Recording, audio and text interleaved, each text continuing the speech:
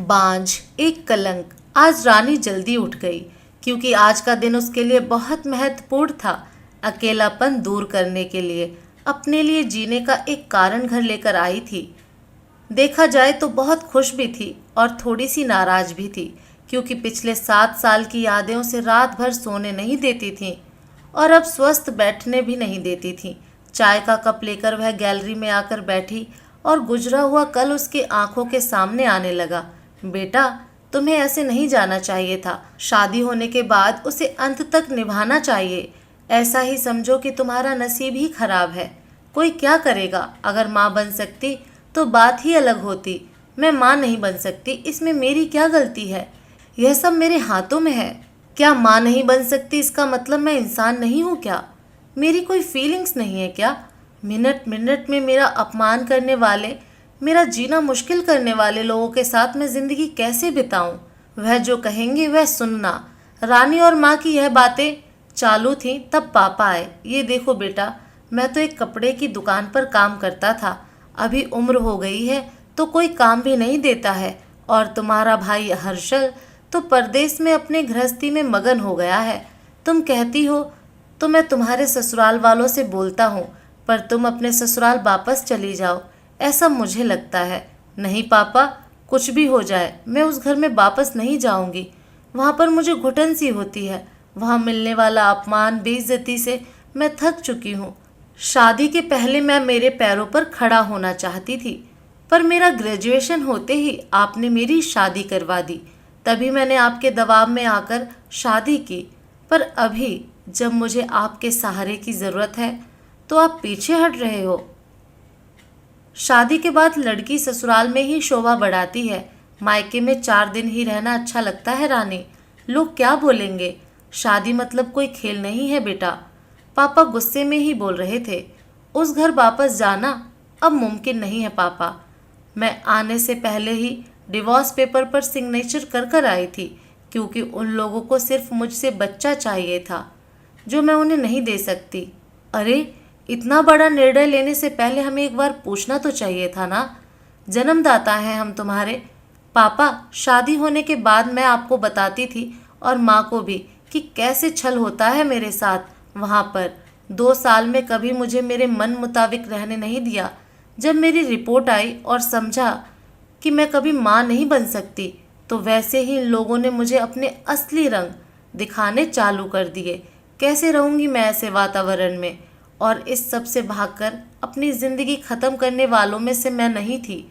यह देखो बेटा, हर्षल ने दिए हुए पैसे से ही मेरा और तुम्हारे माँ का जैसे तैसे खर्चा चलता है।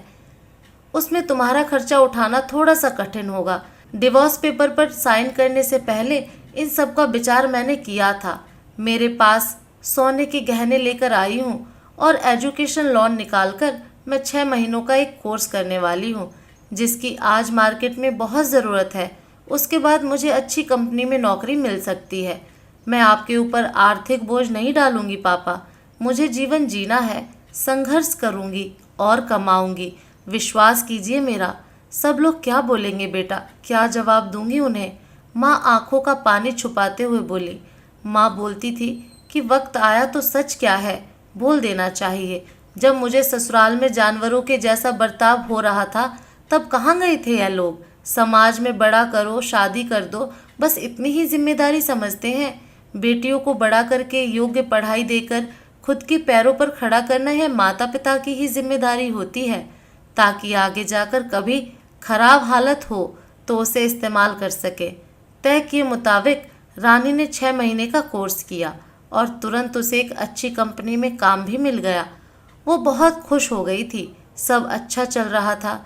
बीच में छुट्टी लेकर माता पिता को नज़दीक रहने वाले पर्यटन जगह पर घुमाने ले जाती।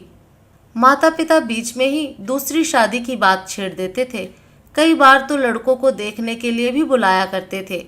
एक लड़का तो डिवोर्स हुआ था तभी उसे स्वीकारने के लिए तैयार थे, पर पहली शादी ने ही इतने दुख दिए थे कि दूसरी शादी के लिए उसका मन तैयार नहीं था। ऐसा कितने दिनों तक अकेली रहोगी? जब तक हम दोनों हैं तब तक ठीक है, पर हमारे जाने के बाद तुम्हारा क्या होगा? सोचा है क्या कभी? उम्र भी कितनी छोटी है तुम्हारी अभी। ऐसा उसके पापा उसे समझा रहे थे। माँ पापा, आप दोनों मेरी शादी का विचार करना बंद कर दीजिए। आप दोनों को खुश देखकर मैं खुश होती हूँ। मेरे दोस्त सहेलियाँ हैं ना मेरे साथ। क्यों करनी है दूसरी शादी भला? इतना आसान नहीं है बेटा। एक उम्र के बाद अकेलापन खाने के लिए दौड़ता है। माँ बोली। सच हुआ उनका ऐसा बोलना सच हुआ उनका ऐसा बोलना। आगे 2 साल में पहले माँ और 6 महीने में ही पापा का निधन हो गया। रानी अब अकेली हो गई। हर्षल भाई और उसकी पत्नी आए और साथ में चलो बोलकर औपचारिकता की, पर मुझे उनके साथ जाकर वापस बोझ नहीं बनना था। मदद के वक्त मेरे साथ खड़े रहो, इतना बोलकर मैंने उनको जवाब दिया। ऑफिस का काम और बहुत सारे दोस्त, सभी लोग की शादी हो गई थी और वह अपनी अपनी गृहस्थी में मगन हो गए थे। जीने के लिए कोई लक्ष्य मिल ही नहीं रहा था उसे। छुट्टी के दिन ऐसे ही एक मैगजीन पढ़ते समय उसे सिंगल मॉम पर एक बात पढ़ने के लिए मिली और उसे जीने का उद्देश्य मिला। उसने उसी ही दिन तय किया और एक 10 साल की लड़की को गोद लेने का प्रयास चालू किया। प्रक्रिया बहुत बड़ी थी, पर बोलते हैं ना, मन में इच्छा हो तो रास्ता मिल जाता है। वैसे वह प्रक्रिया पूरी हो गई और आज वही दिन था कि वह उस लड़की को लेने के लिए अनाथ आश्रम जाने वाली थी। उस लड़की को घर लाकर वह माँ नहीं बन सकती, इस सोच पर और उस पर होने वाले सभी आरोपों को मिटा देना चाहती थी। तभी उसने निश्चय किया कि लड़की को बहुत पढ़ाऊंगी, खुद के पैरों पर खड़ा करूंगी और फिर शादी करवाऊंगी।